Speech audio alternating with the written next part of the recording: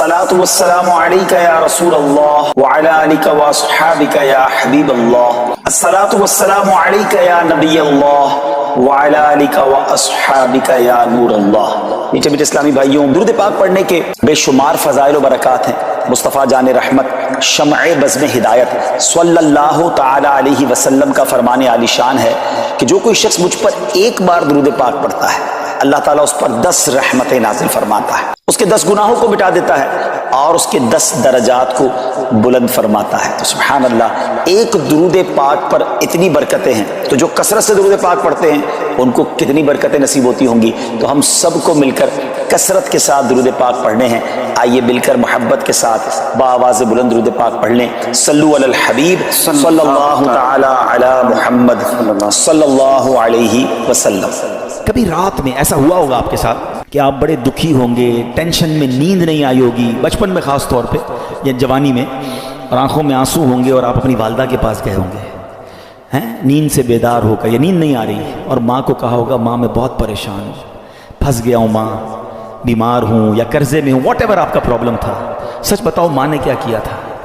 کروٹ بدل کر سو گئی تھی کہ بیٹا تو جان تیرا کام جانے، یا ماں بھی بے قرار ہو گئی تھی؟ ماں بھی اٹھ کر بیٹھ گئی، ماں نے سینے لگایا، اللہ سے دعائیں کرنا شروع کر دی۔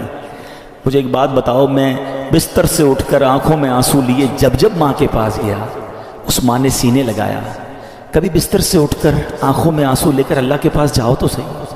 میرا رب تو وہ ہے جس نے میری ماں کے دل میں ممتا بھی اسی نے ڈالی ہے، وہ کئی ماؤں سے زیادہ چاہنے والا ہے۔ ہمارا پرابلم یہ بات ہی نہیں کرتے اللہ سے، ہم سب سے بات کرتے ہیں۔ آپ اس کو ٹرائی کر کے دیکھ لیں، یہ راتیں اللہ سے مانگنے کی ہیں، اور اللہ سے اپنی مادری زبان میں جس طرح بات کرنی ہے بات کریں نا۔ دنیا میں کسی بڑے آدمی، گورنر، وزیر اعظم، صدر سے بات کرنی ہو، تو ٹائم نہیں ملتا، نمبر نہیں ملتا، مل جائے تو سیکرٹری بولتا ہے صاحب بہت بیزی ہیں، 15 دن بعد موقع ملے گا۔ اچھا پھر ملاقات 5 منٹ کی ہوگی، کتنی کنڈیشن ہے یار۔ میں تو کہہ رہا ہوں خدا سے بات کرنی ہے، احکم الحاکمین سے بات کرنی ہے۔ کیسے ہوگی؟ پوچھو مولا علی سے۔ کہتے ہیں جب میرا جی چاہتا ہے میرا رب مجھ سے بات کرے، میں قرآن پڑھنے لگ جاتا ہوں، اور جب جی چاہتا ہے میں اللہ سے بات کروں، میں دعا کرنے لگ جاتا ہوں۔ کیا 2 وے کانورزیشن ہے یار، نو بڈی بٹوین می اینڈ اللہ سبحانہ و تعالیٰ، نو سیکرٹری، نو ٹائم لمٹ، جتنی بات کرنی ہے کرو نا۔ ہاتھ اٹھاؤ اکیلے میں، کبھی کبھی تہجد میں بیٹھا کرو، یہ مسجد میں بھی آ کر نا کونا پکڑ لیا کرے، کبھی کبھی فوراً چلے جاتے ہیں لوگ، اور اللہ سے باتیں کریں۔ اے اللہ پریشان ہوں، اے اللہ بیمار ہوں، پھنس گیا ہوں مولا، کاروبار ٹھپ ہو گیا ہے، روزی کے مسائل ہیں، بیماری کے، جو آپ کے دل میں اللہ سے بات کرو۔ آپ یقین کرو وہ دینے والا ہے، وہ خود فرماتا ہے ادعونی استجب لکم، مانگو میں تمہیں عطا کروں گا۔ جس دن اللہ پر آپ کا بھروسہ بڑھ گیا نا، آپ کو دعا کا لطف آ جائے گا۔ آپ اللہ سے پتہ ہے ایک اور بڑی پیاری قرآن پاک کی آیت کا جز ہے، وہ کیا ہے؟ وَأُفَوِّضُ أَمْرِي إِلَى اللَّهِ، میں اپنے سارے کام اپنے رب کے سپرد کرتا ہوں۔ ہم کہتے ہیں یار میں آج گیا تھا بھائی فلاں جگہ، فائل جمع کرا کے آیا ہوں، مسئلہ حل ہو جائے گا، بہت بڑی شخصیت کو دے کر آیا ہوں فائل۔ جب آپ یہ پڑھو گے نا تو دل سے آواز آئے گی فائل جمع کرا دی اللہ کی بارے میں۔ آپ کے لیے زبردست وظیفہ لے کر آیا ہوں۔ تفسیر قرآن صراط الجنان کا مطالعہ کر رہا تھا، 22واں پارہ صراط الجنان پیج نمبر 143، اور یہ آیت نمبر ہے 26 سورہ سبا، اس کی تفسیر میں۔ تو کیا کمال کے دو اللہ تبارک و تعالیٰ کے ناموں سے خوبصورت وظائف ملے، الفتاح اور العلیم، یہ یاد کر لیجئے۔ علامہ اسماعیل حقی رحمۃ اللہ تعالی فرماتے ہیں الفتاح، یہ اسم مبارک کا خاصہ یہ ہے کہ اس کی برکت سے مشکلات آسان ہو جاتی ہیں، دل روشن ہو جاتا ہے اور کامیابی کے اسباب حاصل ہو جاتے ہیں۔ نماز فجر کے بعد جس نے سینے پر ہاتھ رکھ کر 71 ٹائمز اس اسم کو یعنی یا فتاحو یہ پڑھا تو اس کا دل پاک اور منور ہو جائے گا، اس کا کام آسان ہو جائے گا، اور اس کی برکت سے رزق میں بھی وسعت ہوگی۔ اور دوسرا ہے العلیم، اس اسم مبارک کا خاصہ یہ ہے کہ اس کا ورد کرتے رہنے والے کو علم اور معرفت حاصل ہوگی۔ یہ بھی پڑھتے رہا کریں العلیم العلیم العلیم۔ اللہ تعالیٰ مجھے اور آپ کو اپنے ناموں کا اور اپنا ذکر کرنے کی توفیق عطا فرمائے۔ بہت سارے لوگوں کا دل جو ہے وہ مسجد میں نہیں لگتا۔ مسجد میں پہلے کیوں جاؤں بھائی، اتنا انتظار کرنا پڑے گا، بیان سننا پڑے گا، نماز تو دیر سے ہی ہونی ہے نا۔ یہاں بہت سارے لوگ بالکل جماعت کھڑی ہو جائے اس کے بعد آتے ہیں، کچھ لوگ رکوع میں امام صاحب چلے جائیں پھر آتے ہیں، اور جیسے ہی نماز ختم ہوتی ہے ویسے ہی نکلنے کی کوشش کرتے ہیں۔ یعنی احساس یہ ہوتا ہے، وہ ایسا لگتا ہے، محسوس یہ کرواتے ہیں کہ مسجد میں لوگوں کا دل نہیں لگتا. اور روایتوں میں مومن کی مثال دی گئی کہ مومن مسجد میں ایسا ہوتا ہے جیسا پانی کے اندر مچھلی ہوتی ہے. Fish in the water. مچھلی پانی میں کتنا پرسکون ہوتی ہے, اور مچھلی کو پانی سے نکال دیں تو بے چین بے قرار تڑپتی رہتی ہے. مگر بدقسمتی کے ساتھ بہت بڑی اکثریت ہماری وہ ہے کہ وہ مسجد کے اندر اس طرح ہوتی ہے جیسے مچھلی پانی کے باہر ہے, بے قرار بے چین گھڑی دیکھتے رہیں گے یار کب اذان ہوگی, کب جماعت ہوگی. کبھی امام صاحب 1 منٹ لیٹ ہو جائیں, 2 منٹ لیٹ ہو جائیں تو امام صاحب کو پکڑ لیں گے, حضرت 2 منٹ آج آپ نے لیٹ جماعت شروع کی. امام صاحب 1-2 منٹ لمبی نماز پڑھا دیں, دعا طویل کر دیں, اس پر اعتراض کرنے والے اعتراض کر رہے ہوتے حضرت آج آپ نے 2 منٹ لمبی دعا کرا دی. اللہ کے بندوں 1-2 منٹ زیادہ اللہ کے گھر میں بیٹھنے کو ملا نا, شکر ادا کرو. اچھا یہی بندہ باہر چائے کی دکان پر گھنٹوں بیٹھ جائے گا دوستوں کے ساتھ, وہاں کوئی ٹائم نہیں دیکھنا, مسجد میں 2 منٹ زیادہ کیوں گزرے اس پر اعتراض شروع ہو جاتا ہے. اس کا مطلب پتہ ہے کیا ہوا کہ دل مسجد میں نہیں لگ رہا. جس کا دل مسجد میں نہ لگے وہ اپنے دل کا علاج کرائے, کیونکہ مسجد کس کا گھر ہے بتاؤ نا.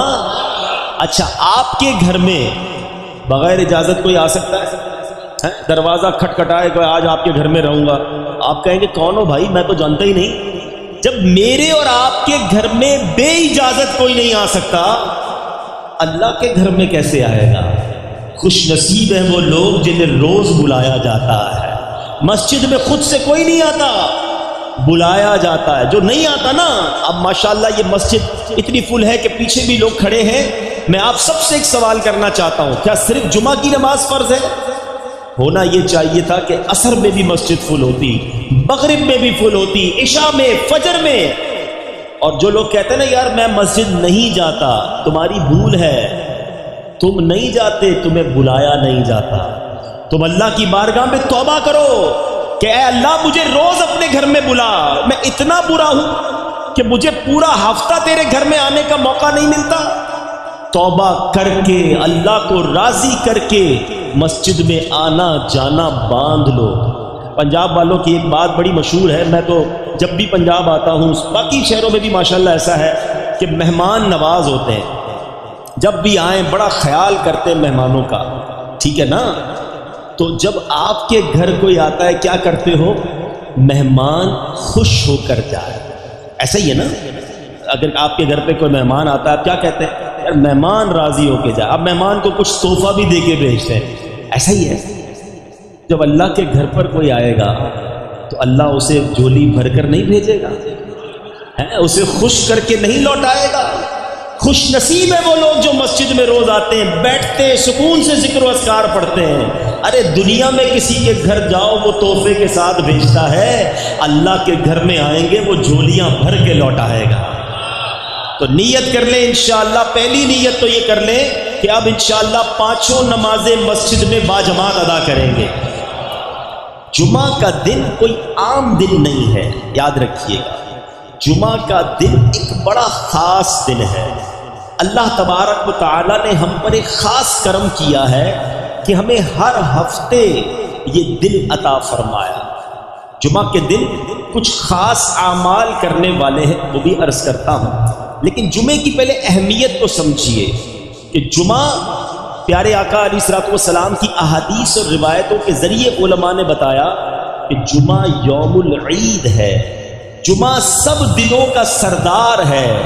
جمعہ کے روز جہنم کی آگ نہیں سلگائی جاتی. جمعہ کی رات دوزخ کے دروازے نہیں کھلتے. جمعہ کو بروز قیامت دلہن کی طرح اٹھایا جائے گا. جمعہ کے روز مرنے والا خوش نصیب مسلمان شہید کا رتبہ پاتا ہے اور عذاب قبر سے محفوظ ہو جاتا ہے. مفسر شہیر حکیم الامت حضرت مفتی احمد یار خان نعیمی رحمت اللہ تعالی علیہ فرماتے ہیں کہ جمعہ کو حج ہو تو اس کا ثواب 70 حج کے برابر ہے, کیونکہ جمعے کی ایک نیکی کا ثواب 70 گنا ہے. Multi ply by 70. ہم کہتے ہیں نا یار فلاں جگہ اسکیم لگی ہوئی ہے بھائی, 50% ڈسکاؤنٹ, 20% ڈسکاؤنٹ. زیادہ ڈسکاؤنٹ ہو تو سردی میں گرمیوں کا سامان